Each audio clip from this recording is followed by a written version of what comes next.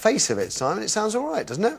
If there's a benefit... Well, yeah, I mean, it's interesting, because I'm quite tough on these issues, as you know, because of what we were just saying. You're Captain Von Trapp. Well, you know... You've got to be tough. You've got to be tough. Blow that whistle. But actually, I think that if we look at the detail of this, I think there is something potentially in it. I mean, I think that there are a lot of victims of crime who do not feel any sense that anything has been done. Yes.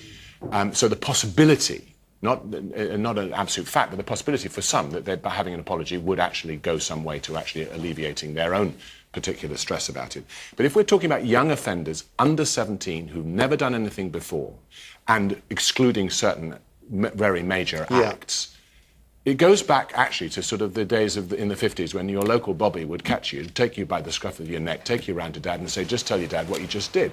And very often that was enough to make a child at least then that you would have the satisfaction of knowing that your attacker got a clip round the ear. You would know something. Now, obviously, the repetition thing is a whole other thing, and once they go to number 2 crime, then this option is gone. Also, the other thing which is important to note is that if both sides agree... So would you, if you were mugged, right, they'd have to be a brave person, I would imagine, but if you were mugged... They would, because they'd have to get past me turning on them first. Right. If you were mugged and this happened, right, they phone up and say that the guy is 16, OK, he is willing to apologise to you. Would you be prepared to be apologised to, knowing... Because this is the bit that irks me.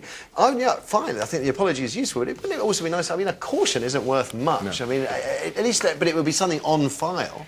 Absolutely, and I personally would. Because I would be very happy to talk to that person and try and see if, by having some kind of communication, you can stop it happening again. We're talking about first-time offenders under 17 who can learn and who should be given an opportunity to learn. And while I'm tough on all of these things, really tough about it, and I'm fed up with hearing that we don't get enough cases through the courts, if we dealt with these in this way and there was some positive, you're going to get some kids who will learn the lesson and not do it again.